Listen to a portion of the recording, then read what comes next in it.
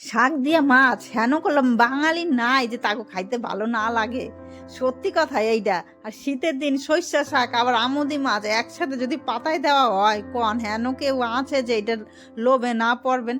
তার আগে আমি একটা সর্ষে বাগান বানাইছি, দেখেন সেইটার আপনাদের ঘুরা নিয়ে আইতেছি, চলেন সেইখান থেকে একটু ঘুরাইয়া নিয়ে আসি। দেখেন কত সুন্দর আমার সর্ষা বাগানটা হয়েছে, নিজের হাতে লাগানো। এই সর্ষা মানে শাকের মনে হয় স্বাদটাই বেশি, একটু বড় বড়ই হয়েছে। যাই হোক, এবার সব পাতাগুলা তুললে নিমো।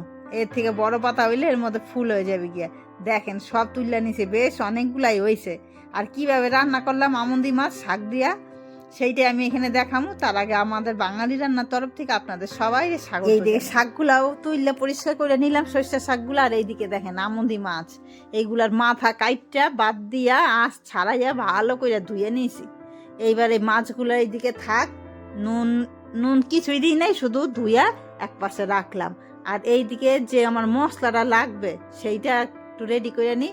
তার আগে দেখেন এই যে পাতাগুলাও সুন্দর করে একদম কাইটটা নিছি। এইবার একদম কুচি কুচি করে কাইটটা নিতে হবে।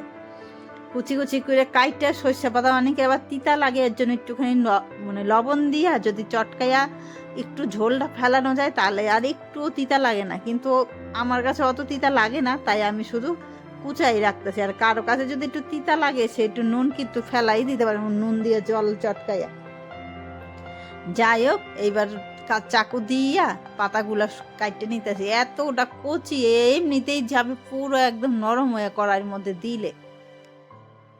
সব একটু বড় বড়, একদম কুচি কুচি না, একটুখানি বড় বড় কইরা সব পাতাগুলা কাটতে নিলাম। আর এইদিকে সর্ষে শাক কুচানো হয়ে গেছে গিয়ে, এইদিকে যে মশলাটা লাগবো আমার সেইটা একটু রেডি করি।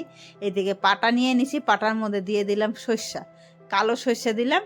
আর দেবো কাঁচা লঙ্কা। এর মধ্যে বেশি মশলা দেওয়ার প্রয়োজন হয় না, একটু সর্ষা আর কাঁচা লঙ্কা দিয়া একটুখানি পাটায় মানে বাইটটা নিলেই কিন্তু এর স্বাদ এতটাই অপূর্ব হয়, আর কোনো মশলার দরকার নাই। এই দুইটারই একদম মানে এই দুইটাই পারফেক্ট, আর কিচ্ছু লাগে না। আর এই মশলাটা কিন্তু মিক্সিতে দিলে হবে না, এটা কিন্তু পাটাই বাটতে হবে। মশলায় দিলে, মিক্সিতে দিলে কিন্তু এই সর্ষের কোনো স্বাদ থাকবে না ততটা। এর জন্য একটুখানি পাটাই পারলে একটু গোসা বাইটটা নেওয়া উচিত আমার মতে।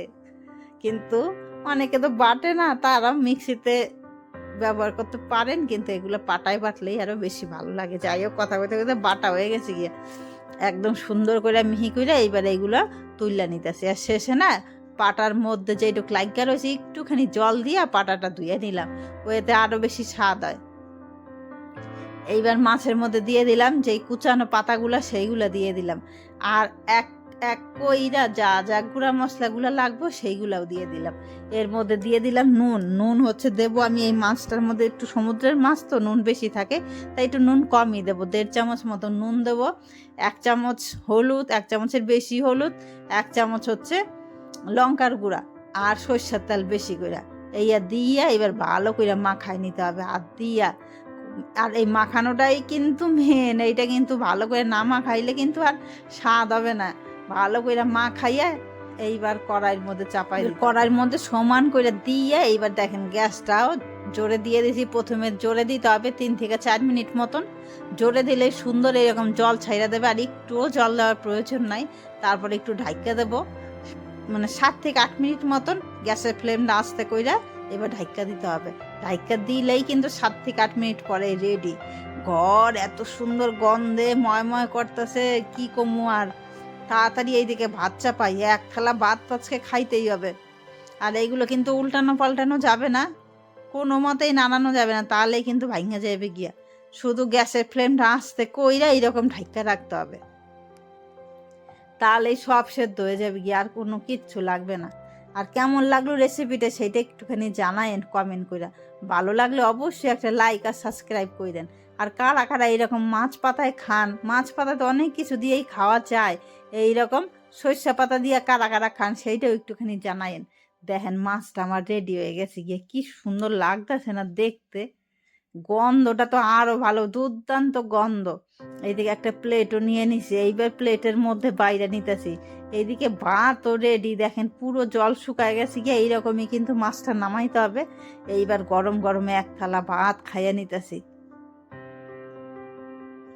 আবার কইতেছি, ভালো লাগলে অবশ্যই একটা লাইক করেন, আর ভিডিওটা শেষ পর্যন্ত দেখার জন্য অনেক ধন্যবাদ। আর এইরকম যদি আরও রেসিপি আমার কাছ থেকে জানতে চান, সেইটা একটুখানি কমেন্ট করে জানাইন।